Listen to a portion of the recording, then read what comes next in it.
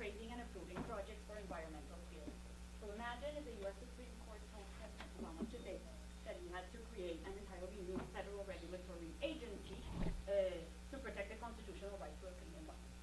This type of thing is what we're talking about. Or in 2008, the Colombian Constitutional Court ordered the government to restructure the entire national public health system so that it would better and more effectively guarantee the right to health of all Colombians.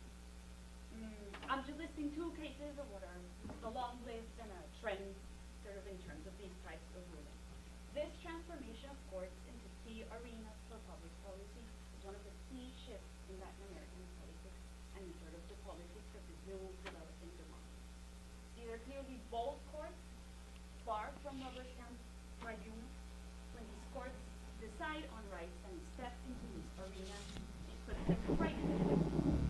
They are disturbing the political status quo in controversial ways, with rulings that have the potential to impact the lives of hundreds, thousands, or millions. For some scholars and for some activists, these rules are mere flashy words on paper. Are they? My research focuses on these assertive courts and understanding their new role in democratic politics.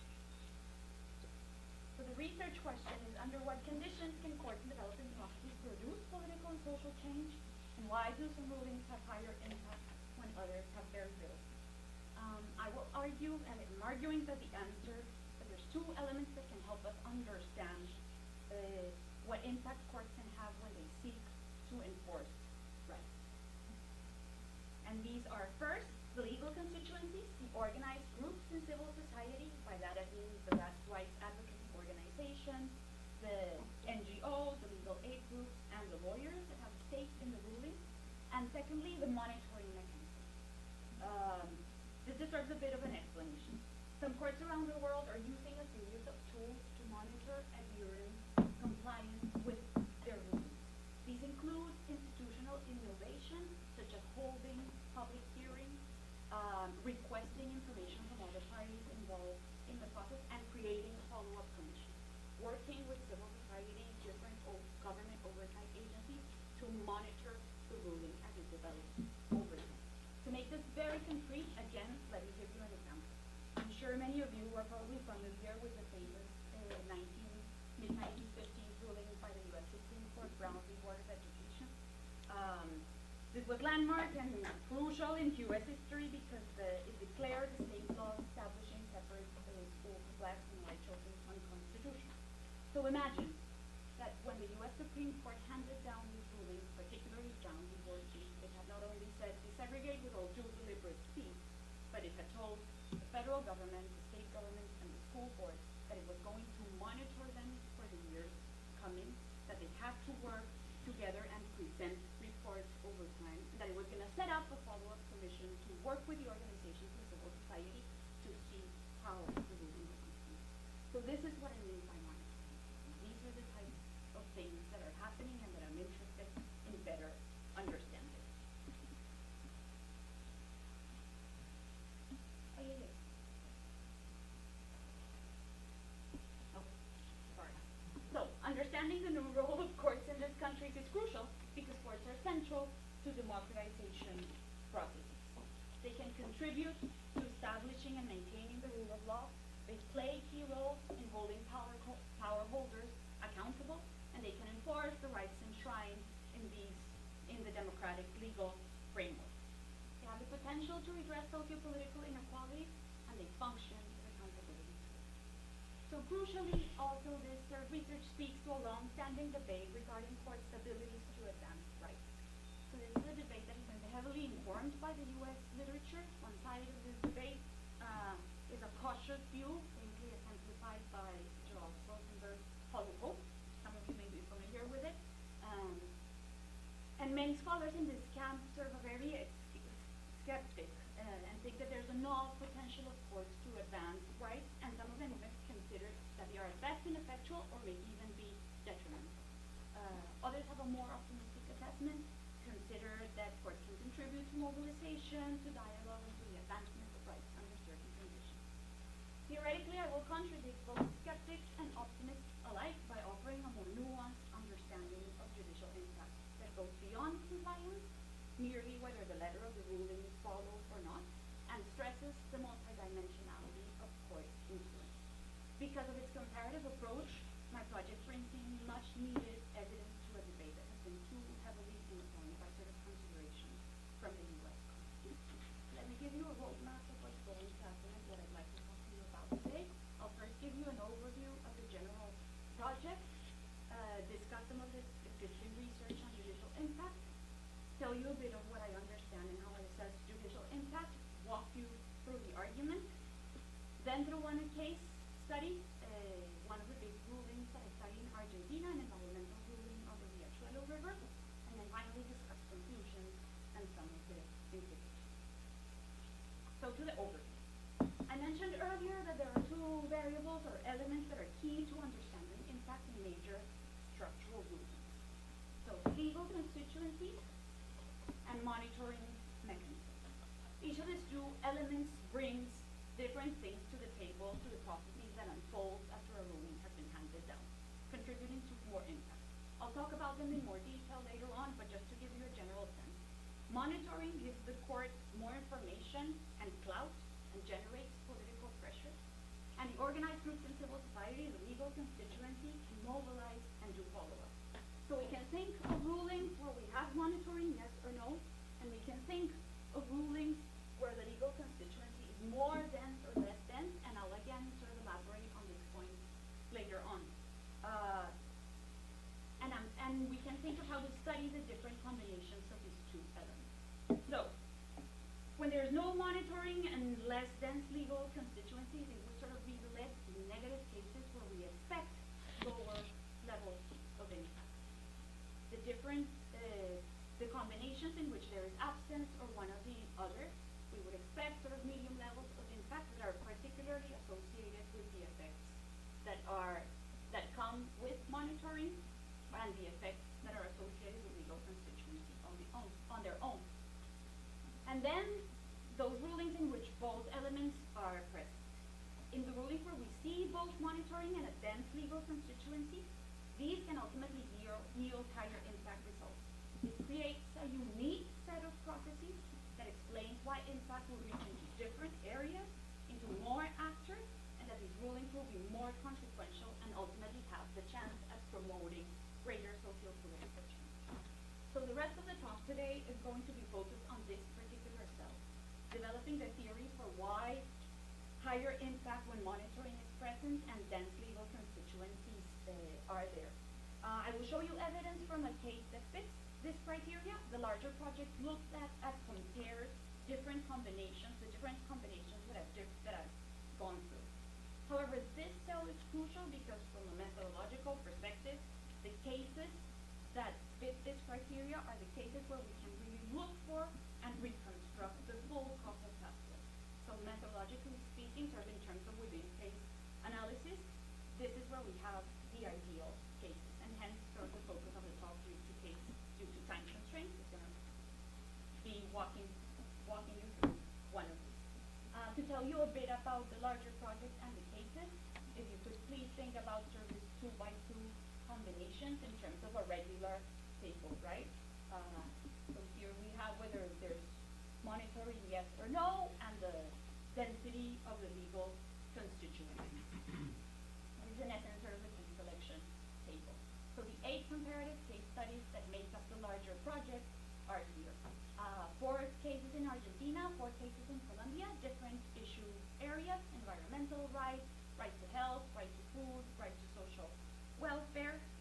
The focus is on 2 countries, 2 assertive high courts, and 4 cases that fit the different combinations of the elements under study. I'm happy to discuss case selection further in the Q&A if you have any questions.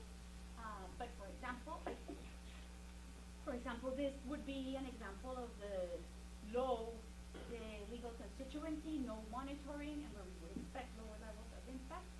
And the talk today is going to focus on an environmental rights ruling in Argentina with both combinations. What's the data that serves as the base of this project? The data was gathered during 14 months of fieldwork in Colombia and Argentina, 115 interviews with high court clerks, justices, litigants, lawyers, right,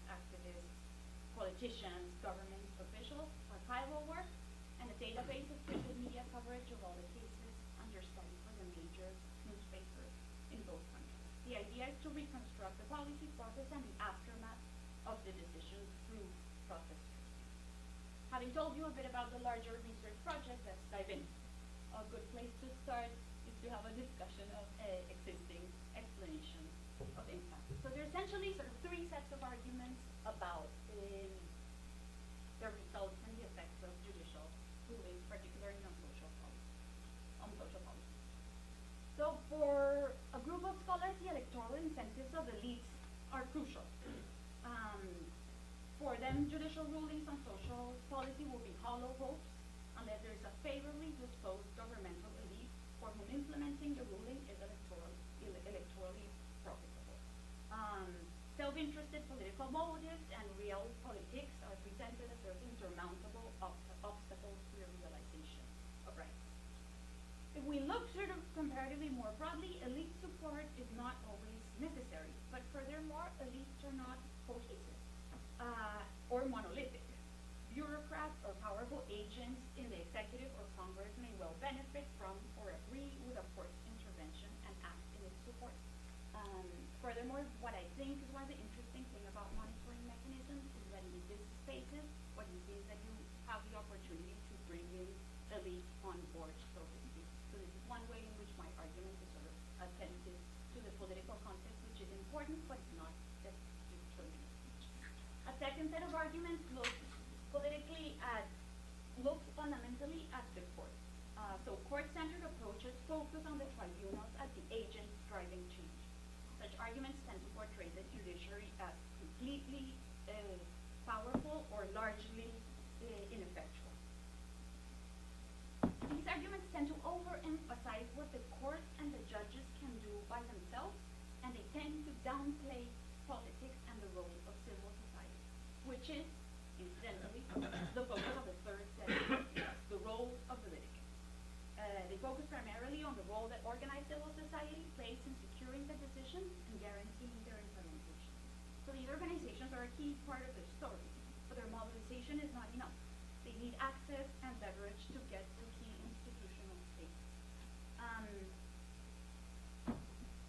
So what my explanation does is sort of bring together the insights of some of the court-centered approaches and of the role of litigants, mindful of the general political context to provide an explanation. I've been talking about impact, and it's probably a good moment to explain what I mean by it and how I assess it. Some people think impact is the same thing as talking about whether a ruling was complied with or not, and that's not the case.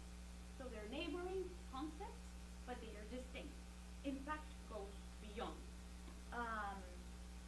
Any model that simplifies too much yields only a partial picture. I'm interested in having a broader approach, and in this I coincide with the research, comparative scholarship, and also research in the US that wants to look at compliance, but also at other types of effects. I'm going to rely on a distinction to think about impact. I'm going to rely on a distinction between outputs and outcomes.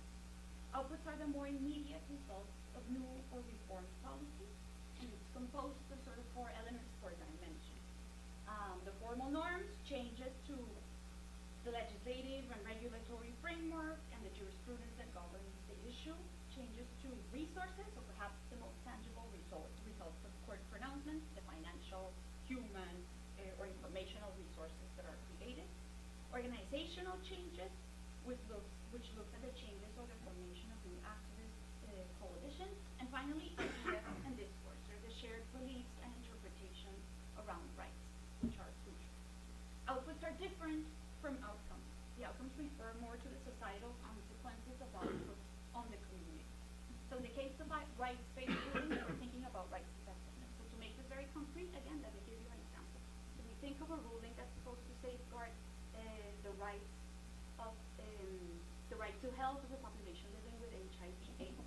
We would think of the outputs in terms of the resources that are deployed to buy the medications or the regulations that are changed, but the outcome would be looking at actually mortality or morbidity rates for this population. So this is sort of the type of distinctions that I'm interested in. So back to the general overview before diving in. So the question is, how is judicial influence exercised, right? We need to understand the mechanisms through which courts exercise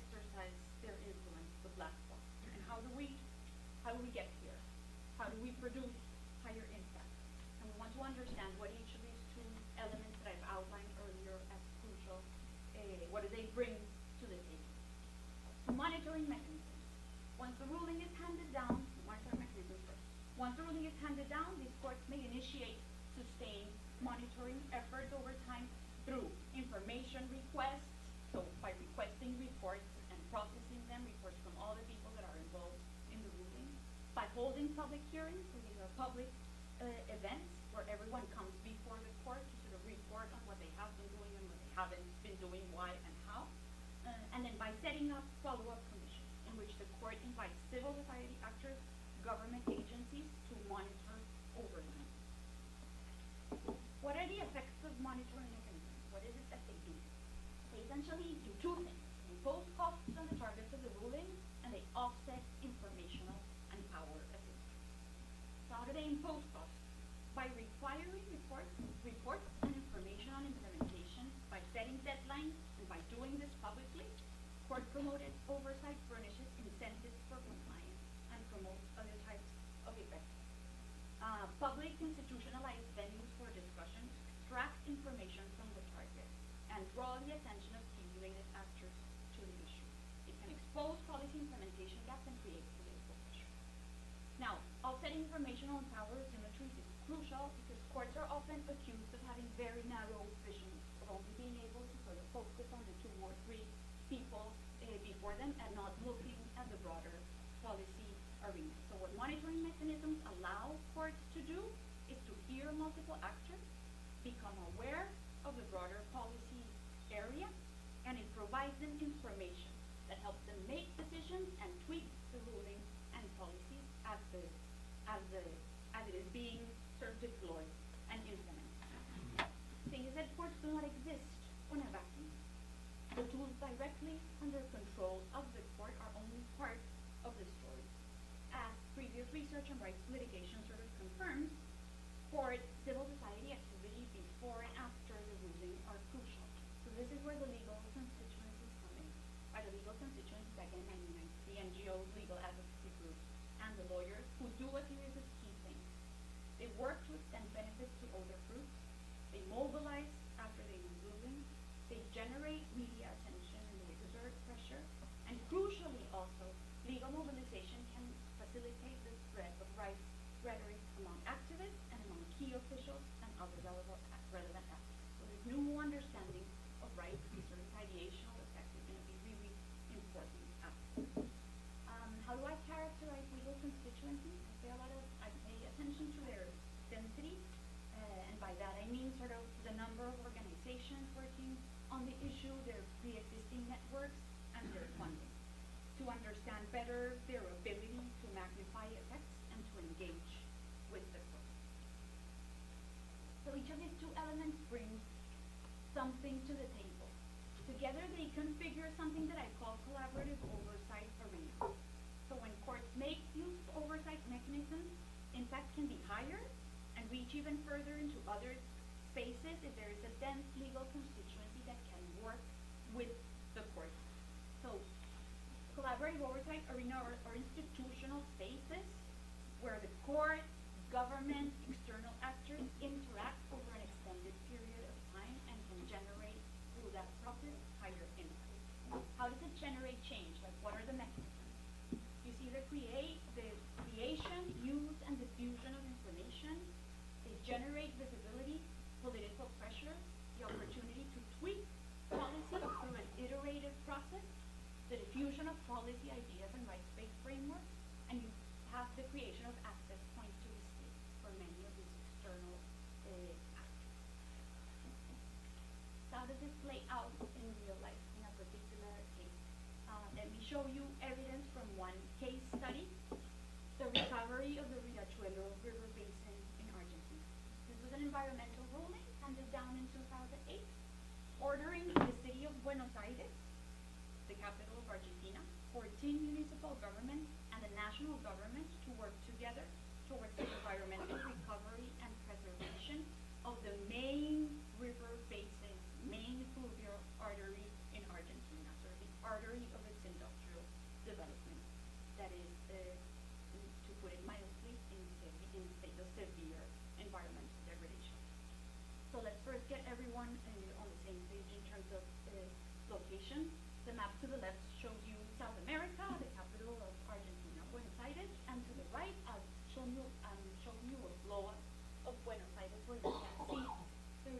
Riachuelos River Basin the Riachuelo River flowing through the south of the city. The Riachuelo is severely contaminated after centuries of industrial pollution, trash, and neglect. The industrial contamination, the stench coming off the waters, and the water itself has serious consequences for the health of the people who live in the area of the river. So this is the most densely populated area in Argentina. The map to the right shows you the capital city, Buenos Aires.